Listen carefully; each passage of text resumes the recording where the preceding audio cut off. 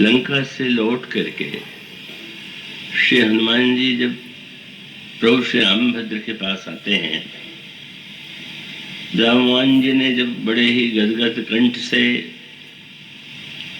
हनुमान जी के कार्यों की महिमा महत्ता प्रभु को सुनाई, तो प्रभु अत्यंत भाव विभोर हुए, प्रसन्न हुए।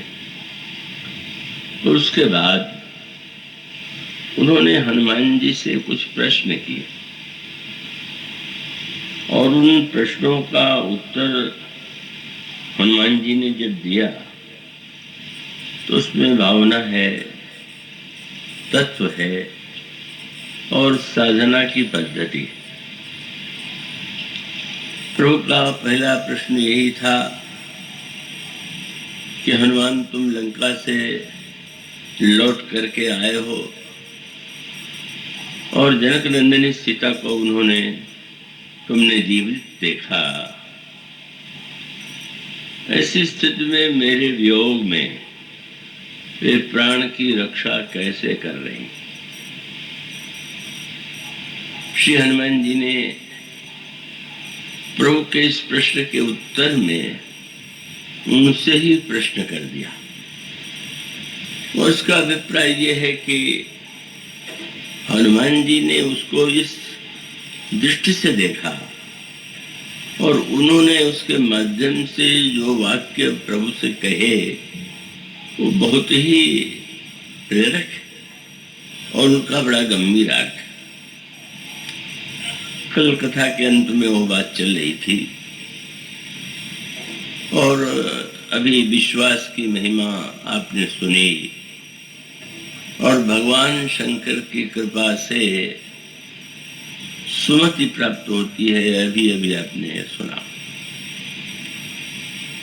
हनुमान जी महाराज शंकर जी के ही अवतार हैं और वे जब लंका में आते हैं तो क्या लेकर के आते हैं और उन्होंने जो दृश्य देखा उसका क्या अर्थ उन्होंने लिया और उसे हमें किस दृष्टि से देखना चाहिए। हम सबके जीवन का जो यथार्थ सत्य है, जो हम लोगों के जीवन की समस्या है, उस समस्या को प्रभु ने अपनी लीला में, अपने चरित्र में, जीवन में स्वीकार करके दिखाया। उन्होंने बताया कि ये समस्याएं प्रत्येक व्यक्ति के सामने आती हैं और न केवल बड़े छोटे व्यक्ति में, बड़े से बड़े व्यक्ति के जीवन में भी ऐसी परिस्थितियां आती। और इसका अभिप्राय जनक नंदिनी के संदर्भ में क्या लेकर के वे आए हैं, तो दो वस्तुएं आपके सामने वहां सामने आएंगी। एक तो प्रभु की मुद्रिका लेकर के आए हैं जिसमें राम नाम अंकित है और दूसरे उन्होंने श्री राम की कथा जनक नंदिनी सीता को सुनाया। जनक नंदिनी सीता की कथा हनुमान जी किशोरी जी सीता जी को सुनावे, क्या बड़ा अटपटा नहीं लगता है? हनुमान जी का प्रभु से कितने दिन का परिचय है, अभी थोड़े दिन पहले ही तो मिले हैं। और जनक नंदिनी सीता, अब उत्तरात्मक दृष्टि से तो अनादिकाल से प्रभु के साथ,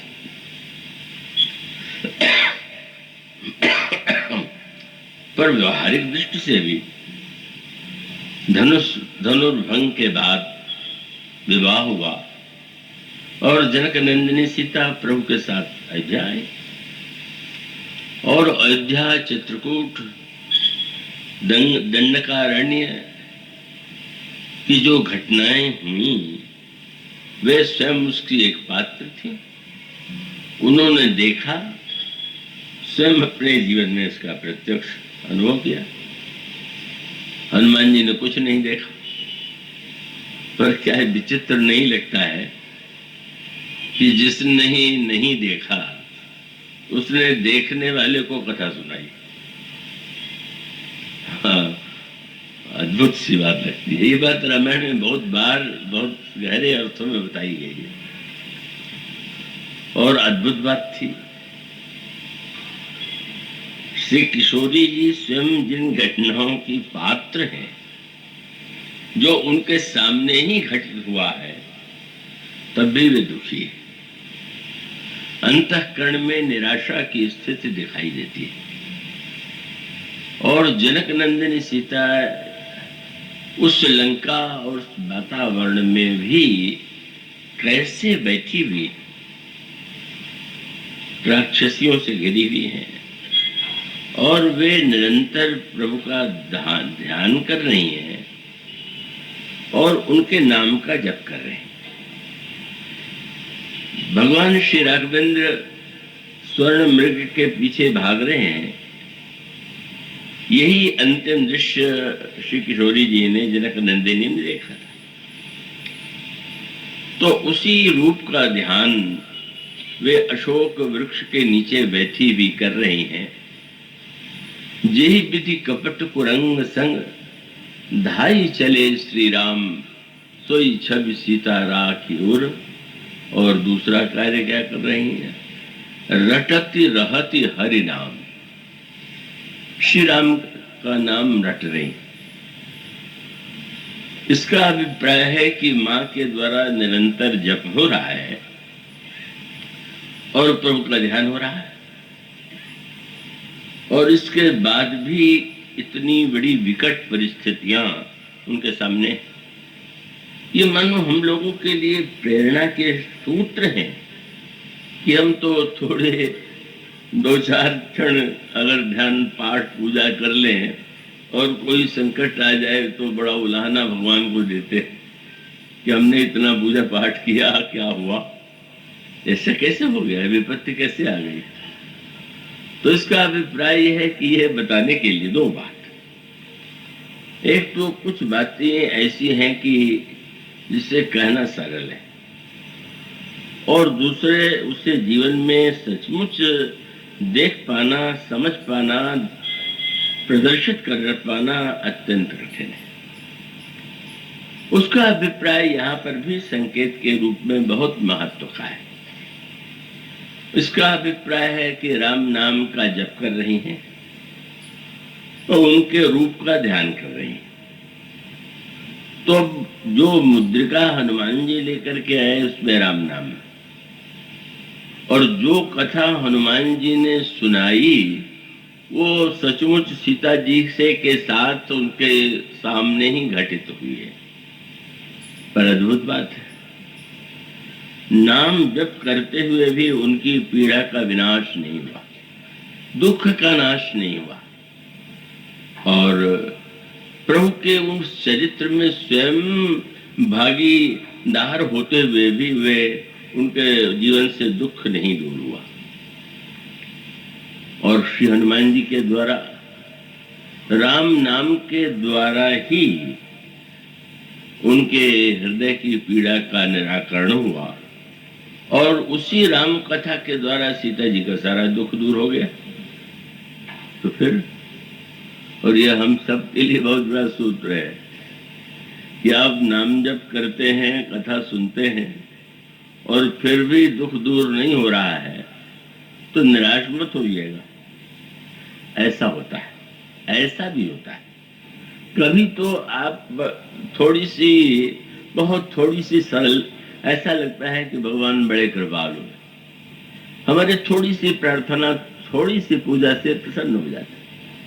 और कभी कभी लगता है कि इतनी पूजा, इतना पाठ, ये सब करने पर भी ये जीवन में ऐसी दुर्घटनाएं क्यों हो रही, कैसे हो रही। तो ये जो प्रसंग है, और श्री हनुमान जी ने जिस तरह से उसको प्रस्तुत किया, वो बहुत बहुत महत्व की। आइए कृपया आप एकाग्रता से सुनेंगे।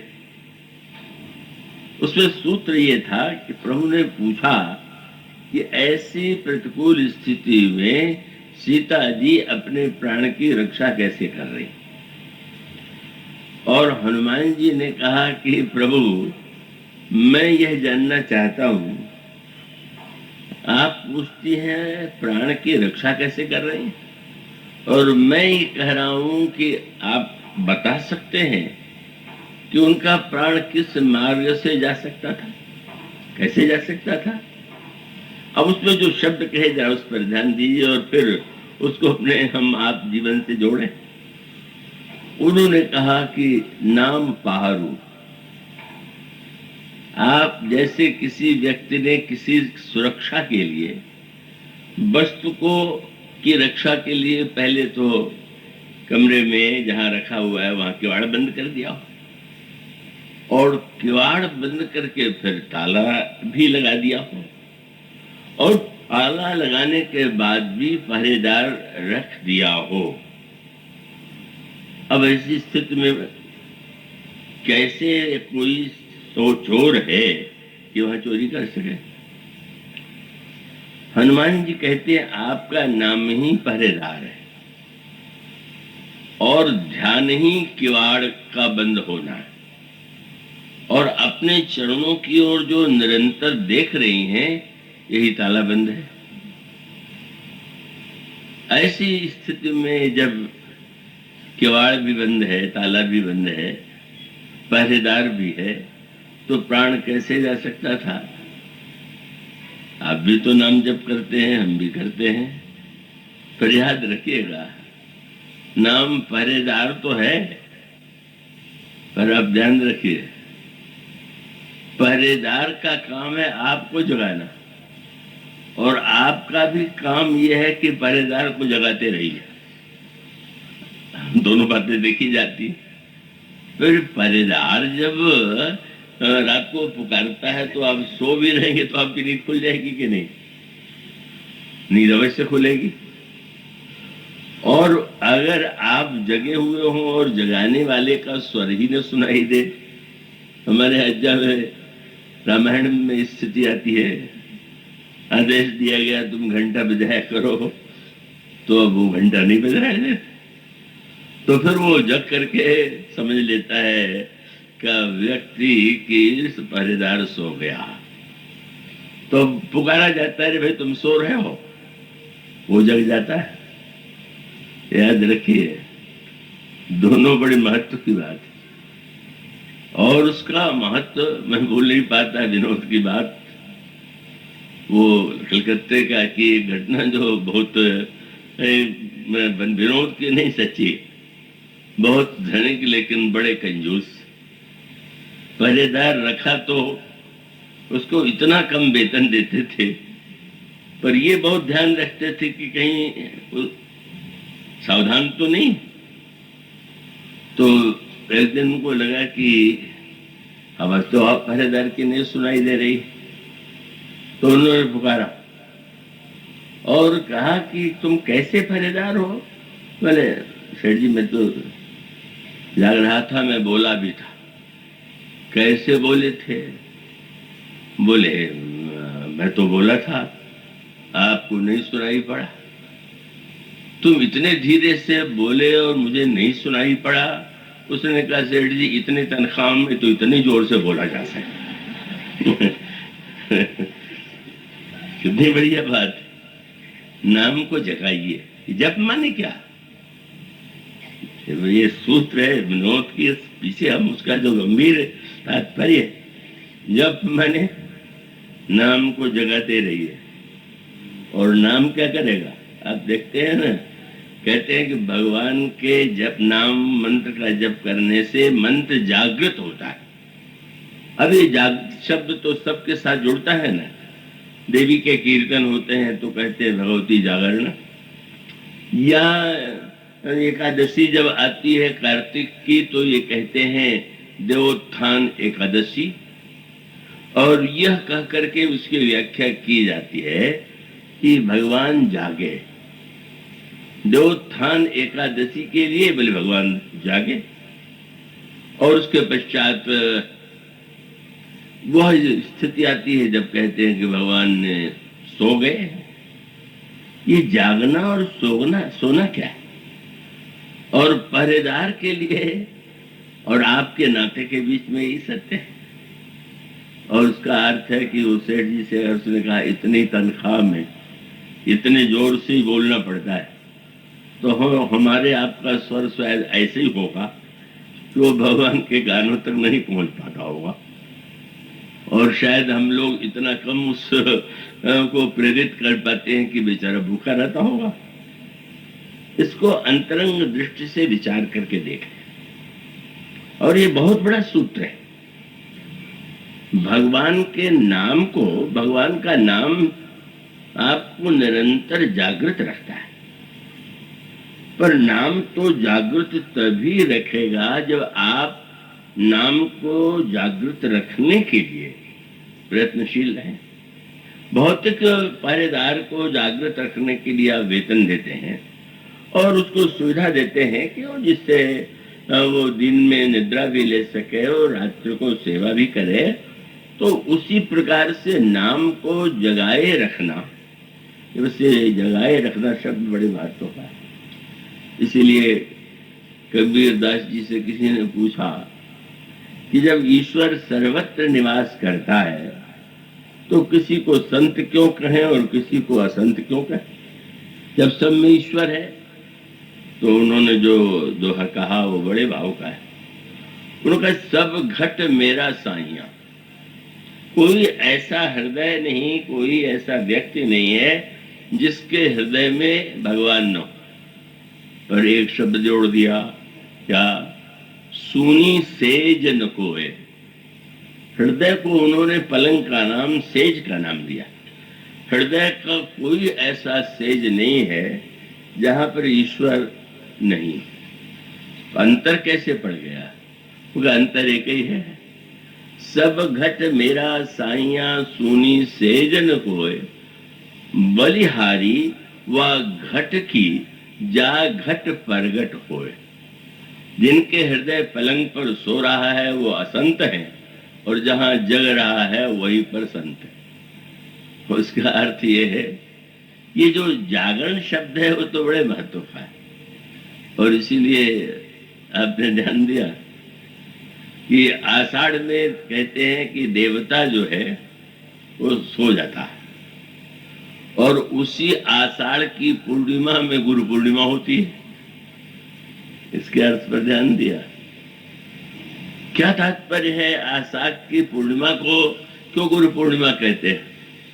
बोले जब देवता सो जाए तो गुरु ही जगाने का काम करेगा। गुरु हमें जागृत करता है, सावधान करता है, इसलिए गुरु पूर्णिमा है। तो इस दृष्टि से नाम की महिमा तो बहुत है सारे शास्त्रों में। और गोस्वामी जी तो कहते हैं कि नाम की महिमा ऐसी है कि कहूं कहाँ लग नाम बढ़ाई, राम न सकहि नाम गुण गाई। श्री राम भी नाम का गुण नहीं उतना बता सकते जितनी नाम की महिमा। किंतु नाम जप के साथ जो समस्याएं हैं, और वो समस्याएं सीता जी के सामने हैं, इसका अर्थ हम लोगों की घबराहट को रोकना है। इसका अभिप्राय उनका ये है कि ऐसा नहीं है कि साधारण व्यक्ति, अभी बेटी ने बताया, व्यक्तियों का विश्वास नहीं रह जाता। तो ऐसा लगता है कि सीता जी का विश्वास भी एक बार डगमगा गया, और उसका अभिप्राय तत्वतः तो वो साक्षात भगवान की शक्ति है, और उनका तो कहने क्या है, पर वो मानो हम लोगों को भरोसा दिलाती हैं कि नहीं। ऐसा होता है कि जब जीवन में विश्वास डगमगा पाया करता है।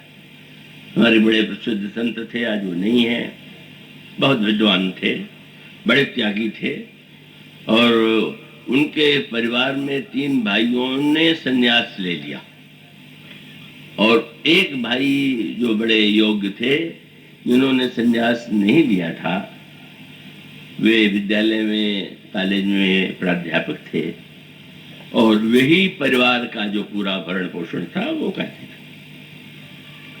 उनकी मृत्यु हो गई।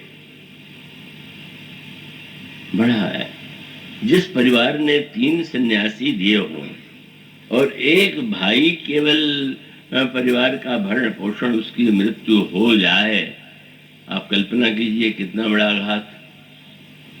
तो स्वामी जी ने उस समय मुझे लिखा, मुझसे स्नेह मानते थे कि सत्य तो यह है कि मैं तो हिल गया, पर हिल जाने के बाद भी मैं अपने विवेक से, अपने अंतःकरण के ज्ञान के द्वारा अपने आप को सांत्वना देने का प्रयास करता हूं। संत सरल चित्त थे और इसलिए उन्होंने स्पष्ट बता दिया कि ऐसा नहीं कि मुझे तो कोई दुख ही नहीं हुआ, ये दिखावा उन्होंने नहीं किया। और रामायण में बहुत सुंदर प्रसंग आता है, हनुमान जी और रावण सामने। अब रावण तो किसी को योद्धा मानता ही नहीं श्री राम की सेना में, जिसे एक योद्धा मानता है वो हनुमान जी। अब वही दोनों अब सामने आमने सामने। तो ये निर्णय हुआ कि आज परीक्षा हो जाए। रावण अपने आप को तो सबसे बड़ा बलवान मानता था, इसमें तो कोई संदेह ही नहीं था कि मैं सबसे बलवान हूं। हाँ, उधर कोई बलवान है तो हनुमान, ऐसा उसके मन में था। तो निश्चय हुआ कि दोनों एक दूसरे पर मुक्के का प्रहार करें और उसके बाद परीक्षा हो जाएगी। कितनी सुंदर बात गोस्वामी ने लिखा। रावण ने जब मुक्का चलाया तो हनुमान जी थरथरा उठे। कोई साधारण मुक्का रावण का नहीं था। और गोस्वामी जी कितनी बात कहते हैं, विलक्षण बात कहते हैं, जान टेक से ऐसा झुका और घुटने के सहारे उन्होंने टेक लिया अपने शरीर को और खड़े हो गए। और इसका अर्थ ये है कि मोह के रूप में रावण का मुक्का हनुमान जैसे महान महानतम ईश्वर के रूप में जो हैं उनको भी हिला देता है। पर हिला देने के बाद भी अपने को रोक लेना, घुटने के बल स्थिर रहना, यह बताने के लिए है कि नहीं, ऐसे अवसर आ सकते हैं जब मोह का प्रहार, जीवन की किसी घटना का प्रहार आपको हिला दे, पर अपने को स्थिर कीजिए जो घुटने के सहारे। और लंकिनी के प्रसंग में आया कि गिर पड़िए तो भी चिंता मत कीजिए।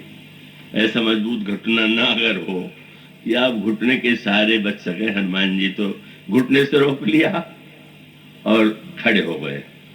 अब हनुमान जी ने कहा मैं मुक्का चलाता हूं। हनुमान जी ने जो मुक्का चलाया तो रावण तो बिल्कुल मूर्छित होकर गिर पड़ा। हनुमान जी ने तो केवल घुटने के सहारे रोक लिया, लेकिन वो तो मूर्छित हो गया। थोड़ी देर बाद मूर्छा छूट गई और मूर्छा छूट जाने के बाद उसने कहा, गोस्वामी जी कहते हैं, मूर्छा गई बहुरी सो जागा, कपिबल विपुल सराही लागा। वाह बंदर, तुम्हारा तो बल बहुत अधिक है, तुमने तो मुझे मूर्छित कर दिया। हनुमान जी ने कहा धिक्कार है, धिक्कार है। रावण ने कहा मैं प्रशंसा कर रहा हूं और तुम मुझे धिक्कार रहे हो। बोले तुम्हें नहीं धिक्कार रहा हूं, अपने को धिक्कार रहा हूं। क्यों? बोले धिग धिग अधम मंद मति मोही, जौतय जियसी रहा सुरद्रोही। मेरा मुक्के पर जीवित रह गए तो मुझे धिक्कार है। मेरा बल तो सच्चा तब होता जब तुम मर जाते। और याद रखिए कितना बड़ा आत्मनिरीक्षण है। बोले मोह के मूर्छित होने से क्या होगा जब तक मोह मर नहीं जाता। और हनुमान जी कहते हैं कि कुछ नहीं। हनुमान जी नहीं मानते कि रावण मेरी प्रशंसा कर रहा है, अब कोई आपको भगत राज कह दे, महान कह दे तो प्रसन्न मत हो जाइए। हनुमान जी तो कहते हैं अरे क्या है मेरे बल को कि तुम अभी जीवित हो। क्या हुआ, थोड़ा मूर्छित हो गए फिर खड़े हो गए। तो इसका अभिप्राय है ऐसे प्रसंगों में यह बताने के लिए कि ऐसी परिस्थितियां साधारण व्यक्तियों के ही जीवन में नहीं, बड़े से बड़े व्यक्तियों के जीवन में आती। आप पढ़ते हैं ना, हनुमान जी महाराज जब लंका में बैठ रहे थे तो लंकिनी उस नगर की एक रक्षिका कह लीजिए, अधिष्ठात्री कह लीजिए, हनुमान जी मच्छर के रूप में जा रहे थे का उसने उन्हें पकड़ लिया और तब जब उसने कहा कि तू चोर मुझसे छिप के जाने की चेष्टा कर रहा है, तो हनुमान जी ने मुक्का मार दिया और मुक्के से लंकिनी गिर पड़ी। और लंकिनी को भी हम धन्य कहेंगे। हम किस कक्षा के हैं? रावण के कक्षा के यदि हों कि मुक्का लगने पर मुक्के का उद्देश्य न समझ करके मुक्केबाज की प्रशंसा करने लगे। अब कथावाचक तो मुक्केबाज है और कहने लगे कि वाह वाह, आप तो बहुत अच्छी कथा कहते हैं। तो वक्ता को तो धिक्कारना चाहिए कि काहे की कथा है, तुम तो जैसे के तैसे हो, क्या मैं कर पाया? कुछ नहीं कर पाया। तो वस्तुतः ये हनुमान जी की बात और ऊंची है और लंकिनी गिर पड़ी। फिर भी गोस्वामी जी ने कहा कि मुठका एक महाकवि हानि बमत धरनी धनमानी पुनि संभारी उठे, संभाल के उठ जाना। तो मानो कक्षा है रावण के समान, लंकिनी के समान। और जहां तक हनुमान जी का संबंध है, वो तो लीला में कुछ क्षणिक कितनी प्रबल क्षमता है इन दुर्गुणों में, यह हम सबको बता देते हैं। तो वस्तुतः हनुमान जी ने जो बताया, जब ये कहा कि नाम पहरेदार है, तो बहुत बड़ा सूत्र दे दिया। नाम की महिमा को आप एक निश्चित समझ लें। नाम की महिमा को आप हम वाणी से कह दें, आप शब्दों में सुन लें, पर वो सचमुच ये लगना चाहिए ना कि हमारे जीवन में नाम जो है वो चैतन्य हो गया, जागृत हो गया। मंत्र के जप का उद्देश्य यही होता है। उसको मंत्र स्फोट कहते हैं, मंत्र का चैतन्य होना कहते हैं, मंत्र का जगाना कहते हैं। और उन सब का तात्पर्य यही है कि सच्चे अर्थों में हमारे जीवन में वह नाम की महिमा जागृत हो। अब माँ के जीवन का जहां तक संबंध है, जैसा मैंने कहा कि वे तो एक अभिनेता की भांति वह बता रही हैं कि कितनी निराशा आ जाती है, और नाम भी हमारे मन के जब प्रतिकूलता देखता है तो निराशा आ जाती है। और तब आपने क्या देखा? हनुमान जी वृक्ष पर बैठे हुए सारा दृश्य देख रहे हैं, और देखने के बाद रावण आया और रावण धमकी देकर चला गया।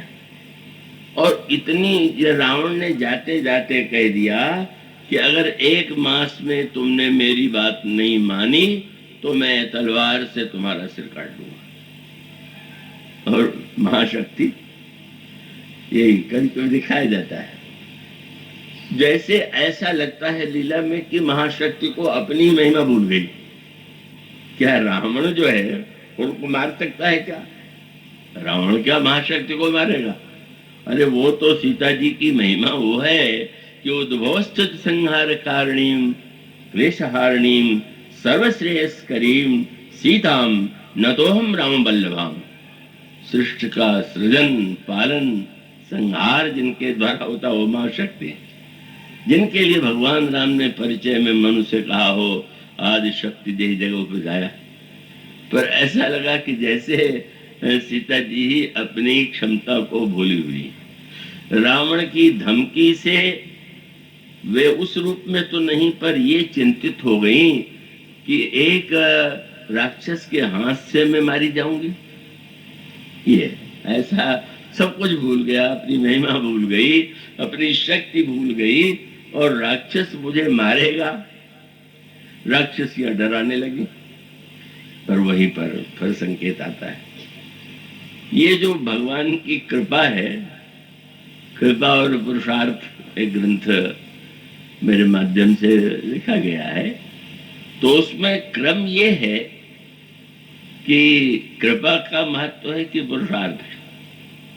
और उसका सूत्र यही है कि कृपा की अनुभूति, कृपा तो किसी ने संत से पूछा भगवान की कृपा कैसे हो, तो संत ने यही कहा कि जो कैसे होगी वो तो कृपा नहीं होगी, वो तो व्यापार होगा। कोई कहे इतने दाम में ये वस्तु मिलेगी तो व्यापार हुआ कि इसमें कृपा क्या?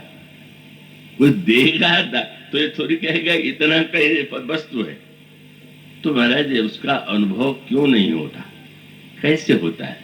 मुख्य बात उसके लिए शब्द चाहे जो कह दीजिए, हमारे जीवन में ही कभी हम अपनी ही क्षमताओं को भूल जाते हैं। बहुत बड़ी बात है अपनी क्षमताओं को। ये रामायण के अनेक प्रसंग इसी को बताने के लिए।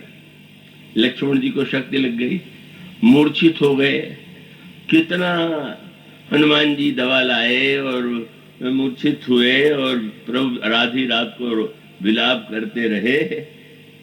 एक और तो ये सुखेण वैद्य ने कहा हनुमान जी दवा ले आए, लक्ष्मण जी को दवा दी, दूर दे दी गई, दूर बस चैतन्य होके बैठ गए।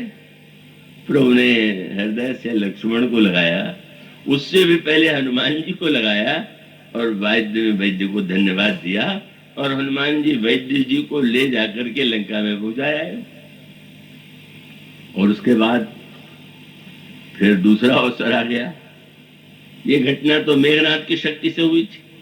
रावण ने भी शक्ति चला दी, लक्ष्मण जी फिर मूर्छित हो गए और पहली बार मेघनाथ ने उठाया तो नहीं उठे और रावण ने उठाया तो नहीं उठे। उस बार भी हनुमान जी उठा के ले आए थे और आज भी ले आए। और जब प्रभु के गोद में लक्ष्मण जी को ला करके हनुमान जी ने सुला दिया तो बंदर घबरा गए। अब तो फिर वही होगा, वैद्य लाना है, दवाई लानी है, इतने देर में लाना है, प्रभु का विलाप करना है, यानी क्या क्या होने वाला है। पर इस प्रसंग को आप उस गहरी आध्यात्मिक वृत्ति से समझिए। भगवान ने न तो वैद्य लाने के लिए कहा, न दवा लाने के लिए क्या कहा, न आंसू बहाए। आश्चर्य हुआ, अरे आज तो रो भी नहीं रहे, आज तो वैद्य भी नहीं आ रहा है। और क्या आप पढ़ते हैं, भगवान ने किसी से कुछ नहीं मंगाया। जब प्रभु लक्ष्मण जी के कान में कुछ कहने लगे तो बंदरों को लगा ये क्या कर रहे हैं, वो मूर्छित पड़े हुए हैं तो कान में कह क्या रहे हैं। और आप जानते हैं कि प्रभु ने क्या कहा, लिखा हुआ है, लक्ष्मण के कान में कहा यही करोगे, तुम भूल गए तुम कौन हो।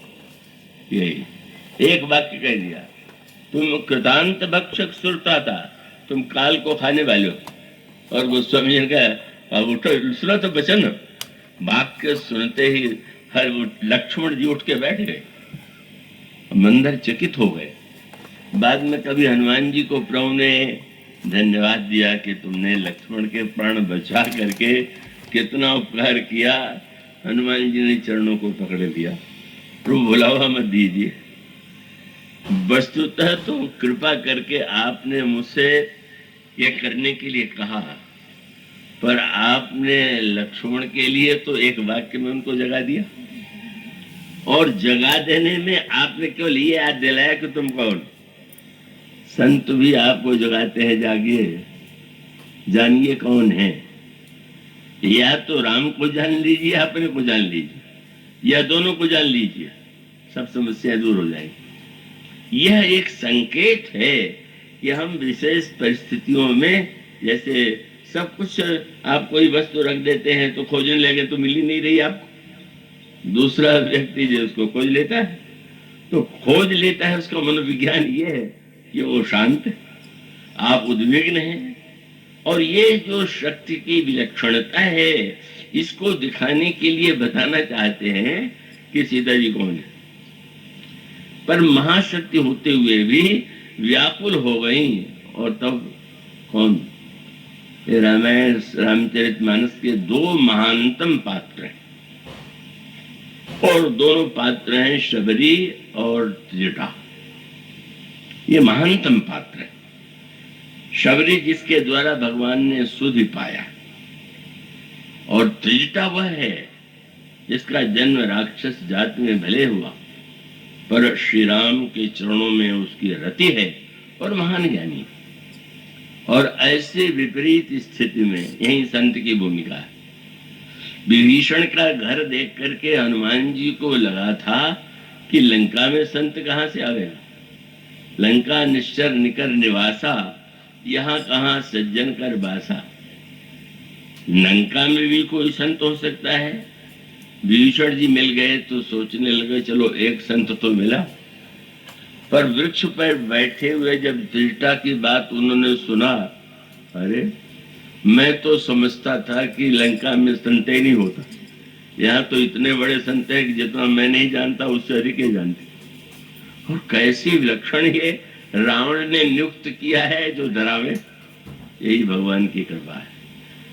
आप जब चारों ओर से अपने को विपत्तियों से घिरा हुआ पावे तो त्रिजटा की ओर देखी, वहां त्रिजटा अवश्य होगी। अगर आप भगवान से जुड़े हुए हैं तो अगर परिस्थितियों में भी आपको त्रिजटा मिल जाए, उसकी व्याख्या अलग है। तो त्रिजटा जो है उस समय जब व्याकुल हो गई, निराश हो गई, तो अचानक एक वह राक्षसी, यही है कृपा के प्रतीक। जब व्याकुलता हो, फिर निराशा हो, तो आप संत की वाणी पर ध्यान दीजिए। और वाणी त्रिजटा नाम राक्षसी एका, एक राक्षसी, इसे करे राक्षसी तो है, ऐसी नहीं है। राम चरण रति, श्री राम के चरणों में रति। जिस रथ की याचना श्री भरत जी करते हैं, अर्थ न धर्म काम रुचि और गति चाहो निर्वाण, जन्म जन्म रति राम पद, यह वरदान नाम। कोई पास में रहने से रति नहीं आ जाती। लंकिनी ने जो त्रिजटा है उसने श्री राम को देखा नहीं। कभी कभी दूर वालों में रति आ जाती, वो पास वालों में नहीं आती। कुछ विचित्र विडंबना है। वो एक मलिक मोहम्मद जायसी बड़े सूफी संत हुए, तो उन्होंने अपने अवधी भाषा की कविता में लिखा कि भाई ये कुछ कहना कठिन है, और उन्होंने कहा कि दोनों संभव है। क्या बोले, ये पंडित व्यास सरस रस पूरी और दूर से निकट निकट से दूरी, और निकट से दूर फूल जैसे कांटा। जहां गुलाब खिला हो बगल में कांटा खिला हुआ है, कांटा तो सबसे पास में, पर न गुलाब की सुगंध आई न कोमलता आई। और दूर से निकट जैसे गुड़ चाटा, अवधि भाषा में बोले चाहे जितने दूर चीटा हो, पर जहां गुड़ होगा हो तो स्वयं पहुंच जाएगा। त्रिजटा ने नहीं देखा, लेकिन उसमें रति है, और उसका अभिप्राय पास होना ही, शरीर से नहीं, वो तो भाव से जो सामीप्य है वही वस्तुतः त्रिजटा में है। और उसने जब ये कहा आज मैंने एक सपना देखा, तो राक्षसियों ने कहा सपने तो न जाने कितने तरह के आते हैं, कितना उसके स्वर में आस्था है। त्रिजटा नाम राक्षसी एका, राम चरण रति निपुण विवेका, सबनो बोलिस सुनाए सपना, मेरे स्वप्न को सुनो। और क्या आदेश दिया, सीता ही से सीता जी की तुरंत सेवा करो। अरे अभी रावण आज्ञा दे गया, डराओ। और कह दिया मैं जो तुमने जो आज्ञा मिली है वो वर्तमान की, और जो मैं बता रही हूँ भविष्य के लिए। सीता ही से करो हित अपना। क्यों सेवा करें? बोले मैंने देखा है कि एक बंदर लंका में आया हुआ। हनुमान जी निकल लो, इतना छिपा के आया, पर धन्य है लंका वाला संत जिसने सपने में देख लिया कि मैं है वो। अरे ये तो बढ़िया। और उससे बढ़कर के आश्चर्य तब ये हुआ कि जब उसने कहा कि मैंने सपना देखा है कि उस बंदर ने लंका जलाया। अब बड़े संकट में पड़े। ये तो ठीक है कि मैं आया हूं, देख लिया, पर सपने में लंका जलाया है देखा, ये तो प्रभु ने जलाने के लिए नहीं कहा। लेकिन जब रावण ने हनुमान जी के लिए ये कहा कि बंदर की पूंछ में कपड़ा लपेटो, घी तेल डालो, आग लगा दो, हनुमान जी ने त्रिजटा को प्रणाम किया, देवी मुझसे पहले तुम्हें पता चल गया था, तुमने कहा था सपने बानर लंका जारी। अब लंका जलाने के लिए मैं कहां से घी लाता, कहां से तेल लाता, कहां से कपड़ा लाता, सारा प्रबंध हो गया। और इससे बढ़ के चमत्कार क्या है, वो प्रबंध भी रावण के द्वारा हो गया। बोले जब प्रभु कृपा करते हैं तो जो विरोधी होता है उसके द्वारा भी आपके लिए पक्ष का कार्य हो जाता है। हनुमान जी गदगद हो गए। अच्छा, क्या इसका अभिप्राय ये है कि वे व्याकुल इतनी है कि कह दिया ऐसा होने वाला है, रावण का सिर कटेगा, भीषण को राज्य मिलेगा। लेकिन फिर वही समस्या आ गई, रावण जो कहा गया उसे माने कि ये सीता देवी जो कह रही उसे माने, प्रत्यक्ष जागृत को सत्य माने कि स्वप्न को सत्य माने, दुविधा में पड़ गए। जारी तासु बचन सुनतई सब डरी, जनक सुता के चरणन परी, लेकिन सेवा न करके दूर जाके बैठ गए कि भाई अब बीच में ही रहना ठीक है। और उस समय हनुमान जी जब रावण के वध के बाद आए तो बड़े प्रसन्न हुए। जनक नंदिनी राक्षसियों से घिरी भी थी और उस समय वही राक्षसियां क्या कर रही, सेवा ही सब सीता जी का अविनीत भाव से सेवा कर रही हैं। बड़े प्रसन्न हो गए, अरे इतना बदलाव तो आ गया। डरा रही थी, फिर दूर चली गई थी और यहाँ पर अब तुम उन्हीं की सेवा कर रही हो, तुम्हारा बड़ा सौभाग्य। और उस प्रसंग में भी यही आता है, त्रेता के इस दुआ के द्वारा भले ही राक्षसियां दूर चली गई, लेकिन सीता जी की निराशा दूर नहीं। इसीलिए जब वो राक्षसियां दूर चली गई तो उन्होंने कहा, माँ तुम कितनी मेरी सहायिका हो, तुमने मेरे क्या अनुकूलता की वाक्य कहे, अब एक कृपा और करो कि मैं चाहता हूं कि ये शरीर, मैं चाहती हूँ कि मैं शरीर छोड़ दूं, तो अब तुम मेरे लिए लकड़ी ला करके, अग्नि ला करके, अग्नि ला दो, मैं शरीर का त्याग कर दूं। अब उस स्थिति की कल्पना कीजिए जब आत्महत्या तक की बात, स्वयं अपने को भस्म कर देने की बात, रावण 1 मास बाद मारे, इतना अनर्थ होने से पहले ही अपने शरीर का त्याग कर दो। तो लेकिन धन्य है त्रिजटा।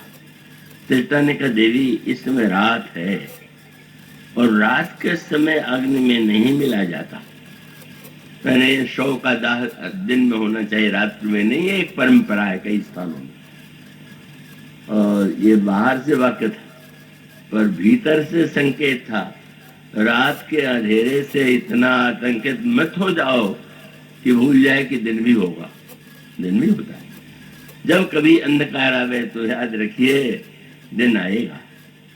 और ये प्रतीक्षा करने के बाद उसने कहा, अब यहाँ रहना ठीक नहीं।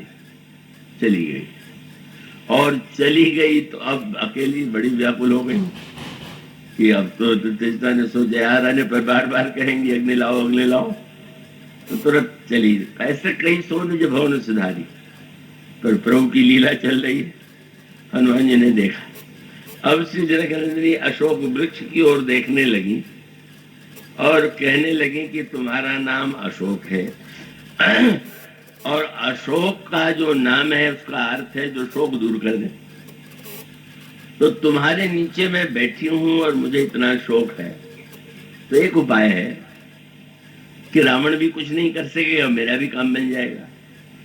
तुम्हारे पास अग्नि है, ऐसा लग रहा है कि जो लाल लाल पत्ते हैं वो अग्नि के समान, तो अग्नि दे दो तो मैं शरीर का त्याग कर दूं।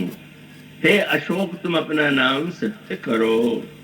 बस हनुमान जी ने सुना और सुनते ही हनुमान जी को लग गया कि अब अवसर आ गया। और ये दृश्य देखते ही कपि करे हृदय विचार, दीन मुद्रिका डारी तब। हनुमान जी ने मुद्रिका को ऊपर से डाल दिया। कितना अनुचित लगता है, जिस मुद्रिका को प्रभु धारण करते हो, जिसको उन्होंने दिया हो, उसको ऊपर से डाल देना कहीं पद्धति है क्या? उतरिए, उतर करके दीजिए। डाल क्यों दिया? माँ को उलाहना था, और सुलाहने में यही बात है, याद दिला देना। बाद में पूछा, तुमने मुद्रिका को सीधे न देकर के ऊपर से क्यों डाल दिया? हनुमान जी ने कहा, जब मैंने ये देखा कि प्रभु का नाम भूल करके अशोक का नाम जप रहे हैं और मैं तो उस राम नाम के सहारे ही आया, तो मुझे लगा कि वो राम नाम आपका शोक अगर दूर नहीं कर रहा है तो मैं इसी फेंक ही देता हूँ। क्या रखा है इसमें? लेकिन बहुत बढ़िया हुआ हो तो भगवान का खेल चल रहा था। कभी कर हृदय विचार दीन मुद्रिका डायर दब। अब सीता जी तो ऊपर आंखें वो देख रही थी, और हनुमान जी ने जो डाला तो जमीन पर बबून पर नहीं गिरी मुद्रिका। तब कपि करे हृदय विचार दीन मुद्रिका डारी तब जनु अशोक अंगार बीन हरस। अरे अशोक आग दे रहा, उठ कर गए वो खड़े होके पकड़ लिया, गदगद हो गए। मैं तो डर रहा था कि नाम की महिमा गिर जाएगी, पर अब आपने संभाल लिया तो अब नहीं गिरेगी। आपने उसको पकड़ लिया। नाम की महिमा तब गिरती है जब हमारा उस पर विश्वास हो जाता है, और जब दृढ़ता पूर्वक हम उसे पकड़ लेते हैं तो प्रसन्न हो गए। मानो नाम वही था, हनुमान जी विश्वास लेकर के आए। कथा भी वही थी, पर हनुमान जी जब कह रहे थे और मानो उस कथा के द्वारा जो स्मृतियां विस्मृत हो गई थी। मैं अशोक वाटिका में हूं, इसके स्थान पर जब हनुमान जी उनको पुष्प वाटिका की कथा सुनाने लगे तो भूल गई कि मैं अशोक वाटिका में हूं। कथा सुनने का फल यही, आप जहां बैठे हैं वहां न बैठ करके जहां की कथा सुन रहे हैं वहां बैठ जाइए, चले जाइए। परिणाम कितना आनंददायी हो गया है। मानो उसका और उसके बाद हनुमान जी को कितना विश्वास।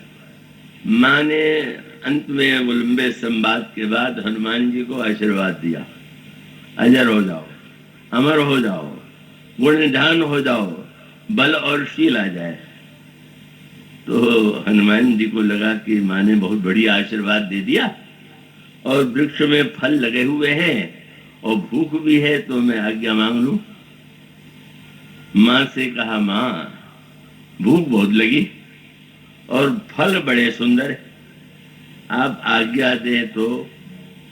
माँ ने घबरा करके कहा, सुनो माँ, तुम्हें अतिशय भूखा लाख के सुंदर फल रूखा। और तब हनुमान जी से कहा, सुन सुत करहि विपिन रखवारी, पुत्र चारों राक्षस घेर रहे हैं। मनी मन बहुत बड़े हंसे, आशीर्वाद देके अजर बना दिया, अमर बना दिया, अब चिंता कर रहे हैं कि राक्षस मुझे बिगाड़ देंगे। माँ इतना वात्सल्य भर गया है कि जैसे कोई पिता पुत्र से कह रहा सावधानी से जाना, चोट न खा जाना, तो उसका वात्सल्य होता है। माँ की करुणा है। जिन माँ में दूसरे को अजर अमर बनाने की शक्ति है, वो माँ अपनी शक्ति के द्वारा मुझे अगर बना सकती है तो रावण को मार भी सकती है। पर लीला के द्वारा भक्त का रहस्य प्रकट करने के लिए, यह बताने के लिए कि प्रतिकूलता में विश्वास डगमगाता है, निराशा आती है, लेकिन जब कोई हनुमान जैसा संत आ जाता है, भक्त की वाणी हम सुनते हैं, तो हमारा विश्वास स्थित हो जाता है।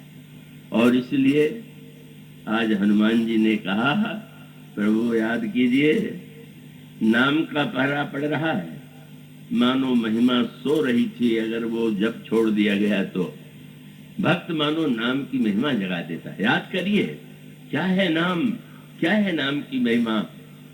हनुमान जी ने कहा, माँ अपने प्राण की रक्षा नहीं कर रही, आपके नाम की महिमा की रक्षा कर रही।